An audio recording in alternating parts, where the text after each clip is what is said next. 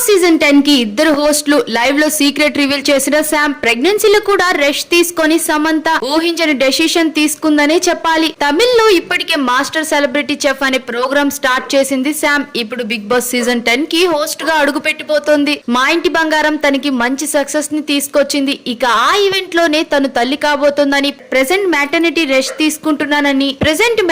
Rest తీసుకోబోతున్నానని చెప్పుకొచ్చింది Sam. ఇక ఈ టైంలోనే వరుస ఆఫర్లు చుట్టుముట్టడంతో కాదనలేకపోయింది. అయినా సరే సినిమాల కన్నా షోస్, ప్రోగ్రామ్స్ పైన ఎక్కువగా కాన్సన్ట్రేషన్ చేస్తోంది శామ్. ఎందుకంటే సమంత డ్రీమ్ మంచి సక్సెస్ఫుల్ బిజినెస్ ఉమెన్ గా కంటిన్యూ కావడం, యాక్టర్ కావడం అనేది తనకి ల్యాడర్ లా పనిచేసింది. ఇప్పటికే ఒక ఇంటర్వ్యూలో కూడా ఈ విషయాన్ని చెప్పుకొచ్చింది.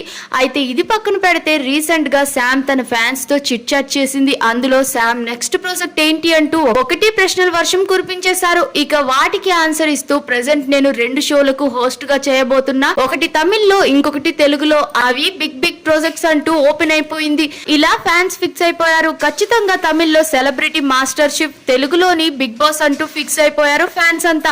దీనితో ఇప్పటికే బిగ్ బాస్ సీజన్ 10 కి చాలా ఎక్స్పెక్టేషన్స్ ని పెంచుతున్నారు నాగార్జున. ఇది దశావతారం అంటూ రోజు వారంకి ఒక ట్విస్ట్ ఉంటూనే ఉంటుంది అంటూ ప్రోమో రిలీజ్ అయితే చేశారు.